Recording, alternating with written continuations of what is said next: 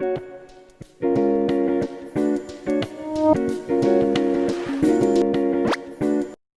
este video les estaremos presentando el documental de la novela El Tungsteno.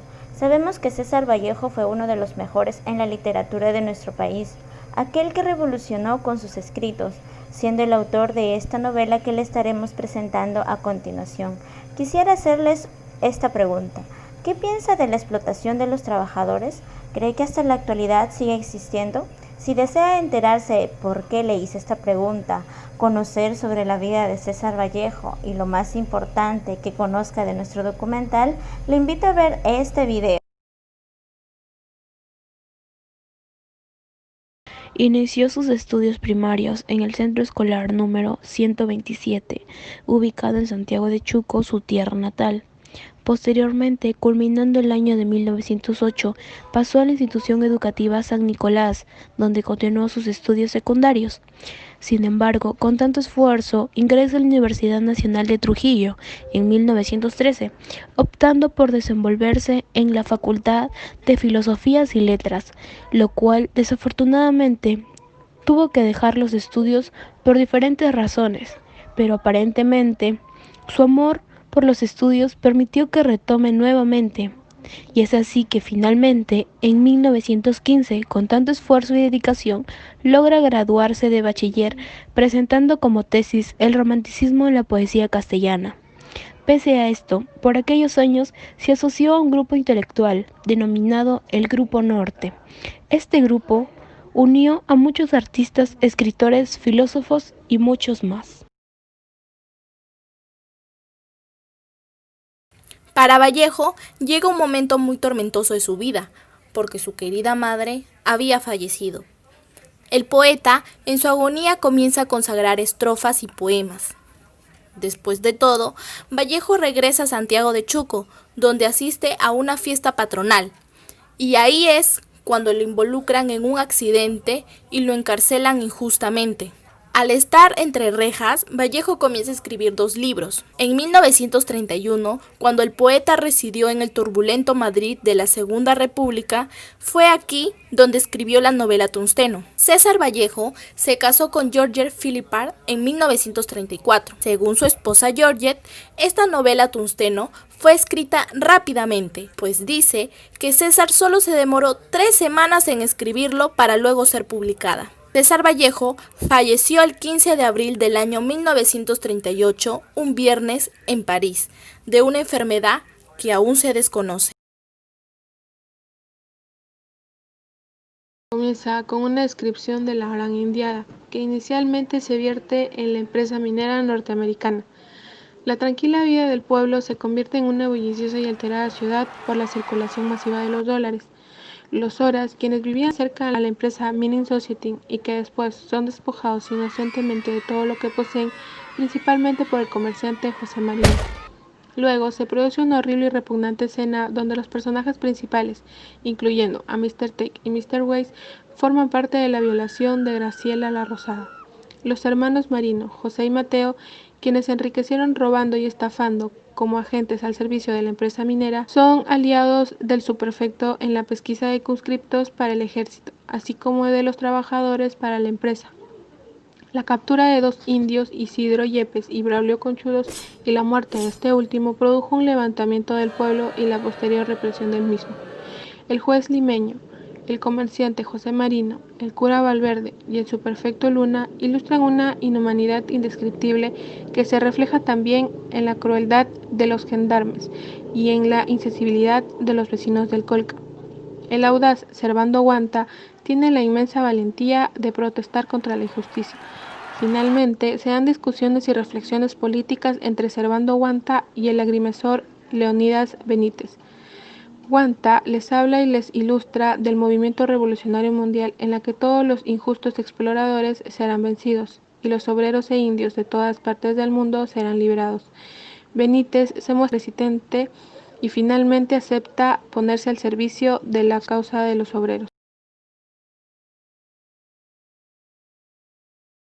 En la Primera Guerra Mundial, las mujeres fueron movilizadas en un número considerable por alrededor del mundo. En su mayoría fueron reclutadas para el trabajo en fábricas de municiones para la guerra. Las demás se unieron a las Fuerzas Armadas como apoyo. La novela nos sitúa en la primera mitad del siglo XX, en que los Estados Unidos ingresa a la Primera Guerra Mundial y necesita más y más tungsteno para su economía de guerra. Y como siempre, los habitantes de los países subdesarrollados son los más afectados, ya que le quita su materia primas y sobre todo con un gobierno títere que defiende más a los extranjeros o a los grandes empresarios que a la media población en general. María de los Santos Mendoza era una dama sencilla, no usaba arete o anillo, tenía un cabello lacio y una mejilla saliente, de rasgos muy andinos. Doña María falleció después de tener un proceso de fiebre alta el 8 de agosto de 1918.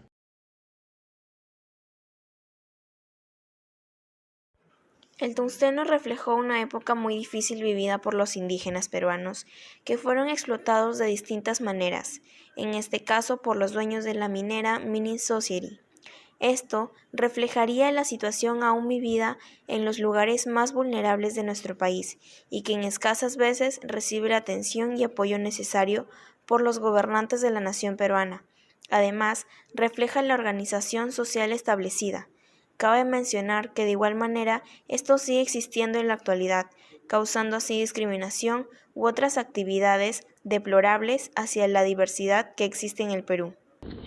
El investigador de las Naciones Unidas indicó que si bien la esclavitud tradicional fue abolida, en la actualidad persisten formas de explotación como trabajo forzoso, explotación sexual para fines comerciales y matrimonio forzoso, en el que una persona se tiene que comportar como que si la otra persona es su propiedad. La Organización Internacional de Trabajo estima que casi 21 millones de personas son víctimas de trabajo forzoso. Por otro lado, en Perú no existen cifras exactas de explotación laboral, ya que esta actividad se da más en el sector privado.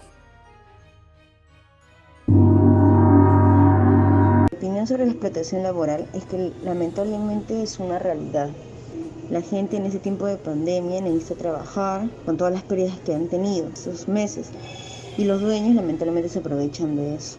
Aunque años anteriores se han luchado por los derechos laborales, en la actualidad las circunstancias hacen que no se consideren a veces, ¿no? Con horas extras, sueldos bajos, cuando haya un abuso de parte de la empresa, que el trabajador, en este caso, si es que no hay forma de conversarlo, llegar a un acuerdo con su empleador, habría que denunciarlos para que ellos, en el caso, pues, el Ministerio del Trabajo, ponga a investigar qué es lo que está pasando, ¿no? Para que si no lo hace con la persona misma, con alguno de los empleados, igual van a poder ayudar. Aparte de lo profético, aquí hay un rasgo cual es el coraje y el valor, lo que cual imbunda su muerte. Cuando él dice y no me corro, porque él sabe por su sueño o visión que estando en París es donde sobreviviría su muerte. Esto imbundamente se relaciona con el significado que ella tiene, cuál es el voluntariado para hacerse cargo de una guerra, valor que se añade a la tristeza y melancolía natural, con que se piensa y medita en la muerte. Cuando ya estando en París, escenario en el cual tiene presente más que ningún otro puesto, que fue él quien lo soñó, se espantó y ahora está en París. El imaginar en una alternativa de 7 que día de la semana uno va a morir, lo que resultaría prodigioso, es decir, un día preciso del año, entre los 375, aquel en que se predice morir de manera natural. Vallejo sí lo señaló, y mucho antes del sueño premonitorio que tuvo lugar en la casa de Antenor Orrego, además lo dejó escrito en el poema El poeta a su amada. La obra no solo tiene características novedosas propias de la vanguardia, sino que posee rasgos excepcionales en cuanto a su sentido profundo en el tratamiento temático, en el que se funden elementos americanos, regionales e indígenas con influencias europeas. Como literatura política, analizando su coherencia entre la intención de denuncia y propaganda con la estructura y lenguaje que le imprimen una entidad estética autónoma en relación con toda producción de Vallejo, y que puede ser ubicado dentro de las clasificaciones convencionales como una novela con características del realismo social. Presenta su capacidad expresiva y comunicativa diseñando una diversidad de estilos que se inscriben dentro de sus ideales de libertad creativa y compromiso como escritor. Bueno, hemos llegado a la parte final de este documental y nuestra conclusión es que ninguna persona tiene el derecho de explotar a otra solo para su beneficio, ya que estas personas trabajan honradamente para ganar dinero y así poder cubrir sus necesidades, y no por eso se deben aprovechar de las circunstancias. Hay que denunciar si vemos un caso de explotación laboral, ya que esto es un delito, y así podremos ayudar a disminuir o erradicar estos actos. Gracias.